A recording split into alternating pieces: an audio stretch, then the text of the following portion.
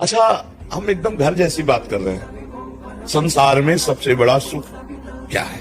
अब हम आपको एक एक सुख में दिखा रहे हैं। रुपए का कोई सुख नहीं है। सुख होता है उससे भोगों का। ध्यान रखना, अगर रुपए का सुख हो तो 10-20 ट्रक आपके सामने 2000 के नोट डाल दिए जाए, भला आपको इतना भी सुख हो तो बताना। 500 रुपए जैसा भी सुख नहीं होगा, क्योंकि उससे कुछ नहीं खरीदा जा सकता। मतलब रुपया केवल योग्यता उसकी विषय खरीदने की है। ठीक है, विषय। अब हम विषय में आते हैं तो सबके मन में खा पी के रुपया कमा के सब कुछ देख सुन के एक बात में मन अटकता है, भोग। सब देख लो आप अपने मन की। ये हम शास्त्र सम्मत बात कहते हैं कि सब सुखों में सांसारिक, उनमें काम आगे है, इसीलिए सबसे पहले काम है। सबसे पहले काम। और भगवान ने कहा है ये नित्य बैरी काम, इसी को काम कोई बैरी भगवान ने कहा है। अब ये काम सुख कहाँ है? कौन सा अंग है? आप विचार करके देखो। जिन अंगों को हम स्पर्श करके कई बार साबुन से हाथ धोते हैं, रज लगाते हैं, उन अंगों में कहीं वो सुख है जो मैं चाह रहा हूं?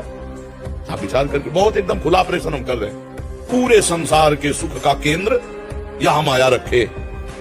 दुर्गंध युक्त घृणित मलमूत्र के द्वार, उन्हीं से हम पैदा हुए हैं, उन्हीं से पैदा हुए और फिर वहीं जाने का राग हमारा पुष्ट हो रहा है। तो भोग जितना भी भोग लो उतना भी कम लगता है। यही माया है। मस्ती लेनी है तो देखो, कृष्ण कृष्ण बोल के देखो। कृष्ण में अपने चित्त को लगा, जब उनकी रूप माधुरी सामने आती है तो ऐसा लगता है हृदय फटेगा।